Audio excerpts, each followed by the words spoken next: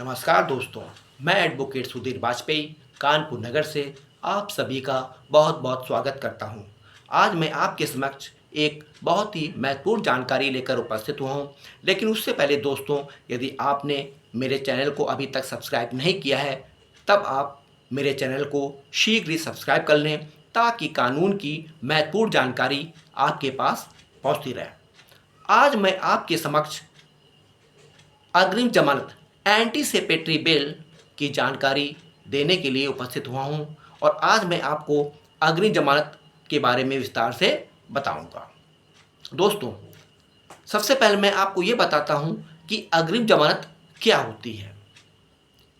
अभियुक्त की गिरफ्तारी से पूर्व या निरुद्ध किए जाने से पूर्व कराई गई जमानत को अग्रिम जमानत कहते हैं और यह केवल गिरफ्तारी से पूर्व ही होती है और इसका आदेश गिरफ्तारी से पूर्व ही लागू होता है। अब मैं आपको यह बताऊंगा कि धारा 438 दंड प्रक्रिया संहिता में अग्रिम जमानत का मुख्य उद्देश्य क्या है। अग्रिम जमानत का मुख्य उद्देश्य किसी व्यक्ति को फर्जी मुकदमे या तुच्छ मामलों में पुलिस के गिरफ्तारी से होने वाली परेशानियों से बचाने के लिए अग्रिम जमानत का प्रावधान धारा 438 दंड प्रक्रिया संहिता में किया गया है। यानी इसका मुख्य उद्देश्य किसी फर्जी मामले में पुलिस द्वारा गिरफ्तार करने से होने वाली परेशानियों से बचाना है। जैसे यदि कोई व्यक्ति जिसके ऊपर कोई फर्जी मुकदमा लगा दिया गया है, जबकि उस व्यक्ति ने अपराध कारित नहीं किया है और उस व्यक्ति को परेशान करने के लिए उसे गिरफ्तार कराकर जेल भेजकर उसकी सामाजिक क्षति को खराब करने के लिए कोई मुकदमा लगाया जाता है और वह व्यक्ति पुलिस द्वारा गिरफ्तार कर लिया जाता है और उस व्यक्ति को जेल भेज दिया जाता है। जेल भेजने पर उसको शारीरिक, मानसिक, भावनात्मक कष्टों का सामना करना पड़ेगा और तमाम तरह की यातनाओं को भी सहना पड़ेगा और उसकी मान सम्मान, सामाजिक क्षति को भी ठेस लगेगी और वह समाज में बदनाम होगा।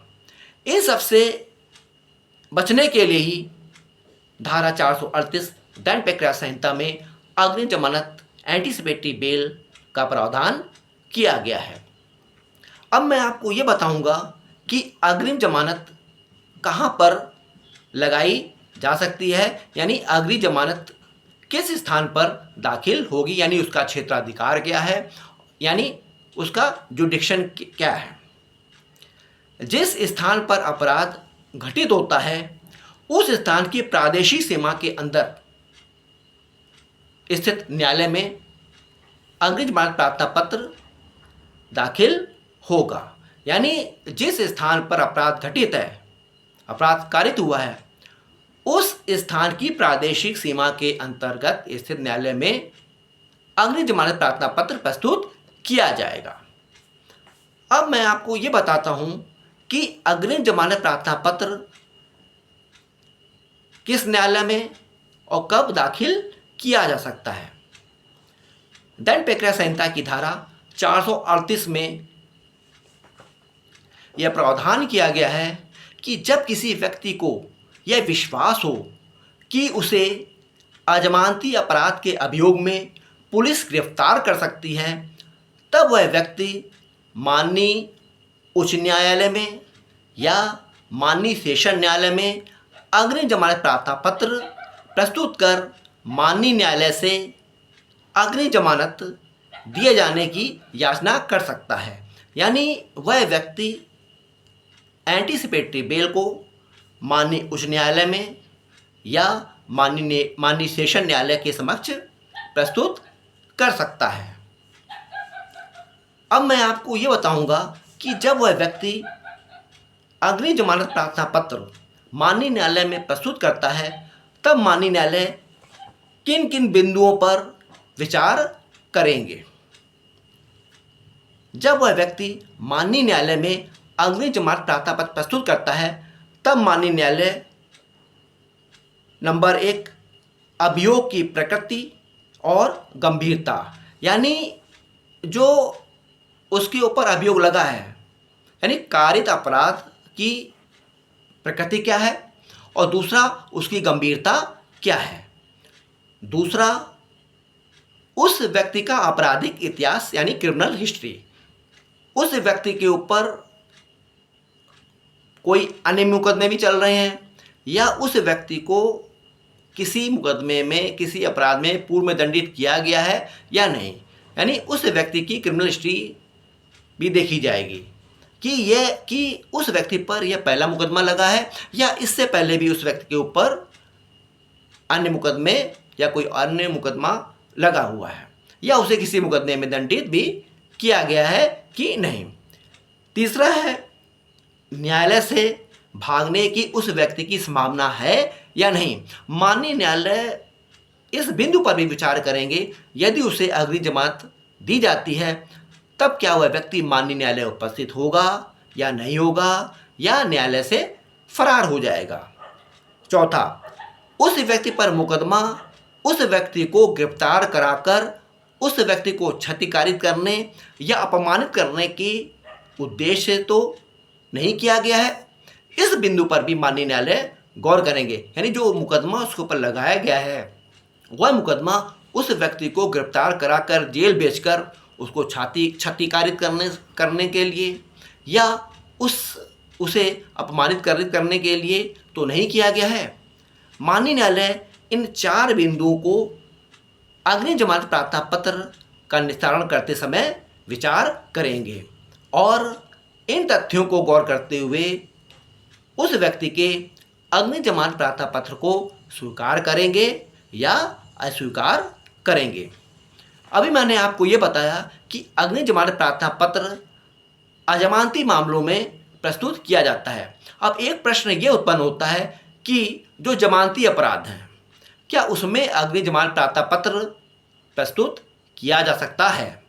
इस संबंध में माननीय उच्च न्यायालय इलाहाबाद द्वारा विनिश्चित मेसर्स बी.के. ट्रेडर्स बनाम यूनियन ऑफ इंडिया में माननीय उच्च न्यायालय इलाहाबाद द्वारा यह विनिश्चित किया गया है कि जमानती अपराध में अग्रिम जमानत पोषणीय नहीं है। Anticipatory bail is not maintainable against bailable offence. अब मैं आपको एक बहुत ही महत्वपूर्ण निर्णय माननीय उच्चतम न्यायालय माननीय सुप्रीम कोर्ट द्वारा विनिश्चित सत्येंद्र कुमार अंतिल बनाम केंद्रीय जांच ब्यूरो के बारे में बताऊंगा। माननीय सुप्रीम कोर्ट द्वारा विनिश्चित सत्येंद्र कुमार अंतिल बनाम केंद्रीय जांच ब्यूरो में जमानत के संबंध में कुछ दिशा निर्देश पारित किए गए हैं। अग्रिम जमानत प्रार्थना पत्र का निस्तारण करते समय माननीय न्यायालय माननीय सुप्रीम कोर्ट द्वारा निर्देशित विनिश्चित दिशा निर्देशों को ध्यान में रखते हुए अग्रिम जमानत प्रार्थना पत्र को शर्तों के अधीन स्वीकार कर सकते हैं।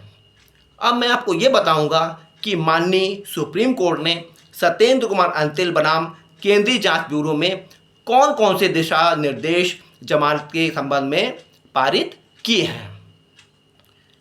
वह दिशा निर्देश कौन कौन से हैं। उन दिशा निर्देशों में नंबर 1, अभियुक्त साक्षी गण को किसी प्रकार से प्रभावित नहीं करेगा। दूसरा, अभियुक्त इस प्रकरण के प्रथम सूचना रिपोर्टकर्ता व उसके परिवारीजनों को किसी प्रकार से प्रभावित नहीं करेंगे और ना ही धमकाएंगे। तीसरा, अभियुक्त उस प्रकरण के विचारण के दरमियान भारतवर्ष की सीमा नहीं छोड़ेंगे। चौथा, अभियुक्त विचारण की कार्रवाई के दौरान समुचित सहयोग करेगा व साक्षी की उपस्थिति की दशा में कोई स्थगन प्रार्थना पत्र स्वीकार नहीं होगा और उस दिन साक्षी से जिरा पूर्ण करना सुनिश्चित करेगा। पांचवां, अभियुक्त का भविष्य में आपराधिक गतिविधि में संलिप्त होना अग्रिम जमानत के निरस्तीकरण के लिए पर्याप्त आधार होगा। और छठा, अभियुक्त के दोनों जमानती गण में से कम एक व्यक्ति उनके परिवार का सदस्य, नज़दीकी रिश्तेदार होगा। इन 6 दिशा निर्देशों के तहत माननीय सुप्रीम कोर्ट ने जमानत के संबंध में ये 6 दिशा निर्देश पारित किए हैं। इन 6 दिशा निर्देशों को ध्यान में रखते हुए माननीय न्यायालय एंटीसिपेटरी बेल को स्वीकार करेंगे और ये शर्त उस अग्रिम जमानत के आदेश में रखेंगे और अभियुक्त को इन शर्तों का पालन करना अनिवार्य होगा। यदि अभियुक्त को अग्रिम जमानत उसकी स्वीकार की जाती है और वह माननीय सुप्रीम कोर्ट द्वारा विनिश्चित इन दिशा निर्देशों का पालन नहीं करता है, तब उसको प्रदान की गई अग्रिम जमानत खारिज हो सकती है।